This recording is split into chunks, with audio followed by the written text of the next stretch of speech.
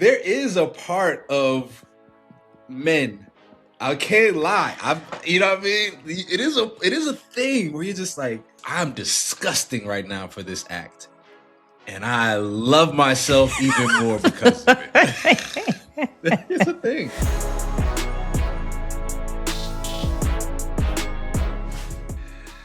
'49ers owner Jed York likes to pay low prices, the rollback prices, if you will, for the cooter. The 49ers owner, man, he got popped, Samaria, in a prostitution sting. There's so many details that I find hilarious about this. First and foremost is the fact that this prostitution sting took place at a trailer park. I would love to know your thoughts on this story. First of all, I thought I was the only person that said cooter. But anyways, how the hell did you get to East Palestine, Ohio? Where is that? East Palestine, Ohio? I didn't know that's the name of it, but that's kind of crazy. That's where he was busted. Why were you over there? I don't know, Rodney. It seems like it's just the thrill, right? Like, you are the owner of the San Francisco 49ers. You can get vagina wherever. Whoa. Obviously, wherever. But why do you have to do it like this? And then you reached out to this particular person who ended up being a cop 3 times. You know, you brought up something that I didn't know we were going to touch on, because it's what we've been talking about in my group chat. Shout out to the group chat. Sometimes the vagina you shouldn't have is the vagina you really want. And the thrill of pulling up upon these poor peasants in East Palestine, Ohio, curling your nose up at the sheer disgust. Sorry to anybody from East Palestine. The sheer poverty of it all. It's like, ugh, I shouldn't even be in this space. And yet I'm here and I'm going to enrich this place with my $140. And with this $140, I'm going to save a life and get my rocks off. I'm going to walk into this dirty ass trailer park. I probably got cigarette burns in the bed sheets, and I'm going to crack some. And that, there is a part of men. I can't lie. You know what I mean? It is a thing where you're just like, I'm disgusting right now for this act. And I love myself even more because of it. It's a thing. Whatever. The big question is, though, what's going on in San Francisco, right? Like, Kyle Shanahan came out and said, well, this doesn't affect the team. Sir, what's going on with you? You almost lost your eye in a car accident. We still don't even think we know all of the details allegedly about that. It's that substation. I'm telling you. Can we just talk about the fact that prostitution should be legal, though? How do you feel about that? Sure. But seriously, as a woman, do you feel like prostitution should be against the law? Sex trafficking, yes. I'm talking about my body, my choice. I would like to sell what I got for this price. Yeah, I guess I am curious to know why it is illegal. Well, you know why. Why? Because you can't tax women's bodies. And so if the government cannot make money off of this, then we have to outlaw it. It's like, if you're a feminist, you really should be in support of prostitution. And I'm a feminist. I'm not a John, but I do support a woman's right to make money off of her body. Okay.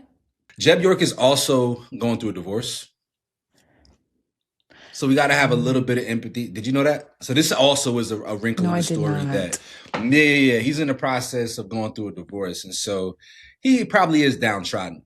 And this space probably made him feel like a king to a degree. I mean, I get the divorce thing. You want us to have empathy for him, blah, blah, blah.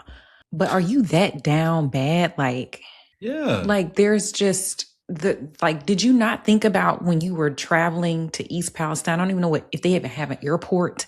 Like, when you were traveling there, road trip. Did you not think about like the risk that if this person like was like, hey, I'm with such and such, or I'm sure you didn't think about this being a sting, but you should have.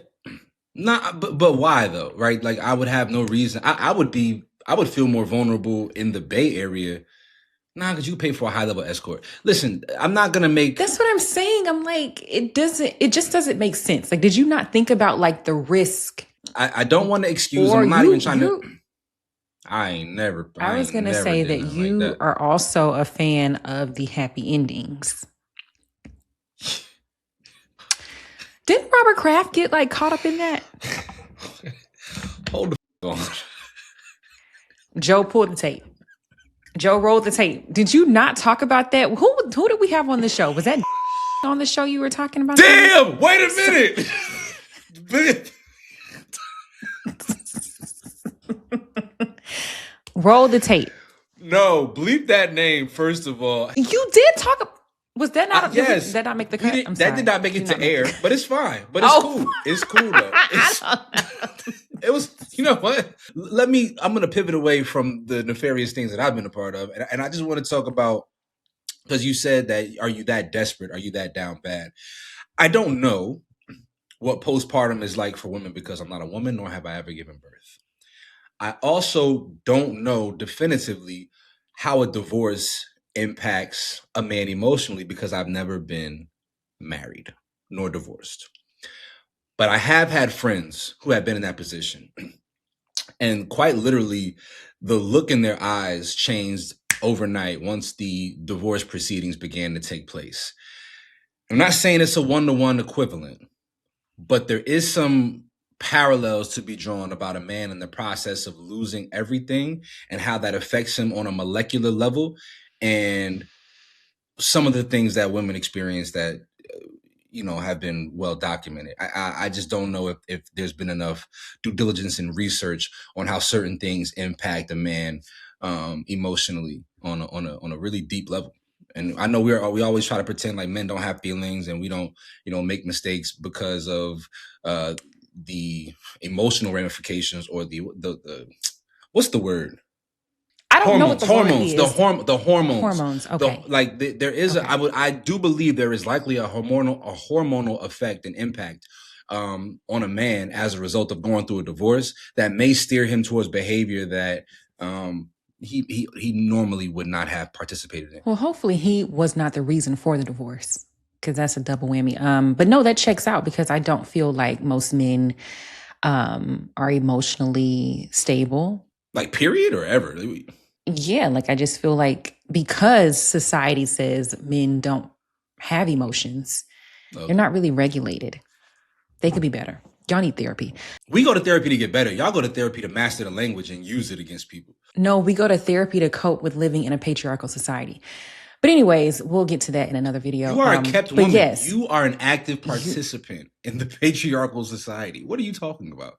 You love the benefits of the patriarchy. Does that mean that I still don't have or go through the effects of living in a patriarchal society?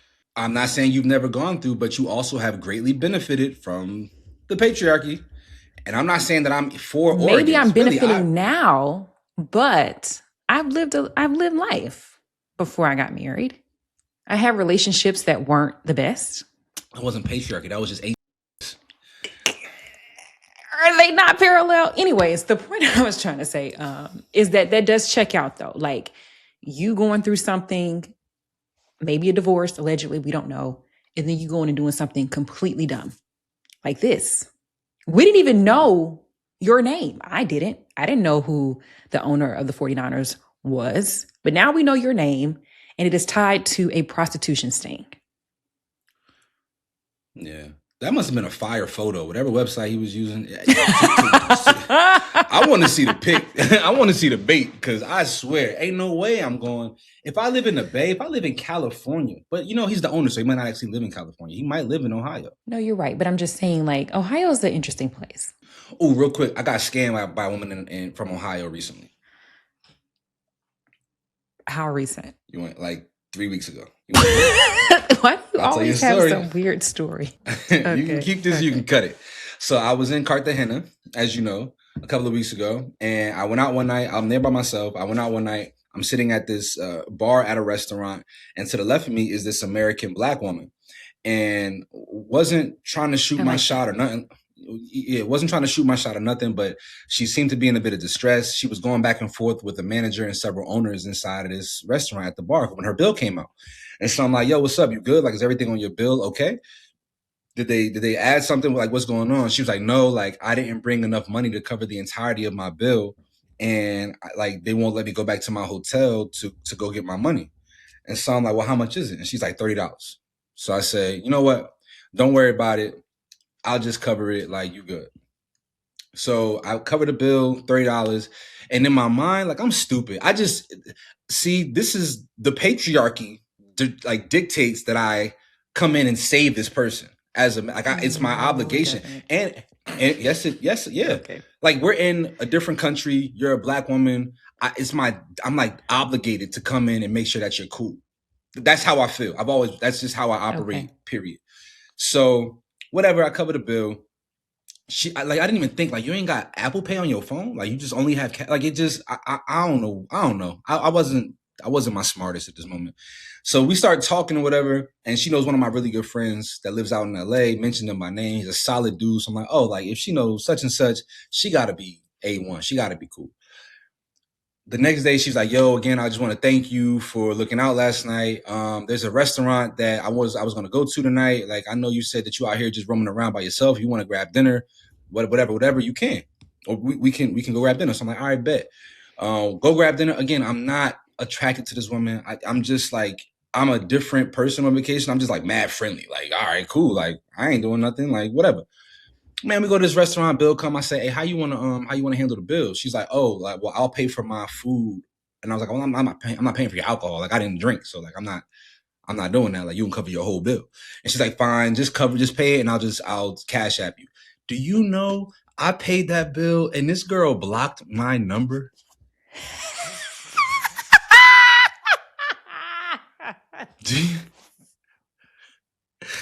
This girl blocked my number. She was big balling, and she thought you was trying to trick. So I want you. There's a part, and she lives in Ohio. There's a part of me that wants to go to Ohio and just confront her. I know where she works.